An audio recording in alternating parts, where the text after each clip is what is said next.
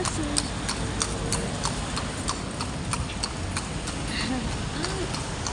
Dito kami guys sa may Intramuros. So, pupunta tayo ng City Hall para makauwi na tayo. So, ang daming horse. Ayan, guys. So, may practice kasi sila ng sayaw sa school. So, inabot na sila ng anong oras. So, tamang lakad lang dito. Yan ba yung ano niya? Ito ang king, ay, yan yung King of Spain. Ayan. Nakikita niyo yung rebulto. Bawal natin siya lapitan kasi dangerous. And guys, as you can see, napakalawak pala talaga ng Pilipinas. Lalong-lalo na dito sa May Manila. So, ngayon lang ako nakarating dito kung hindi dahil sa kanya.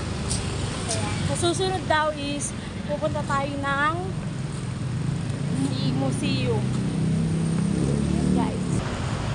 Pupunta tayo ng museum. So, titignan rin natin yung mga sinauna doon at yung mga nahukay na Yamashita treasure.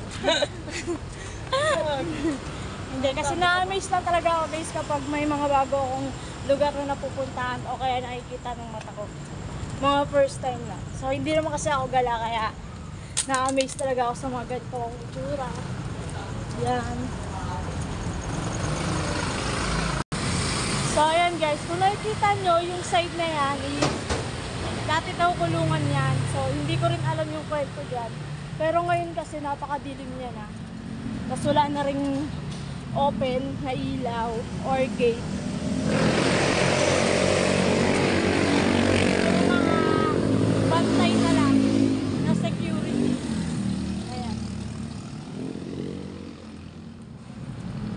So, dito talaga sa Intramuros makikita lahat. Diba? Sa mga nag-aaral dyan, baka may mga alam kayong kwento about sa Intramuros.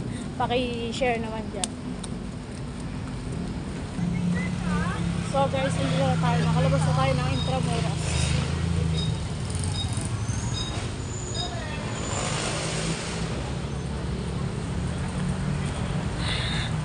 Guys, nakakapagod yung maglakad ka. Pero sulit naman guys. Maraming ka makikitang amazing cat story. So guys, hanggang dito na lang video na to. Don't forget to subscribe and like and follow my page. Bye bye! Peace out!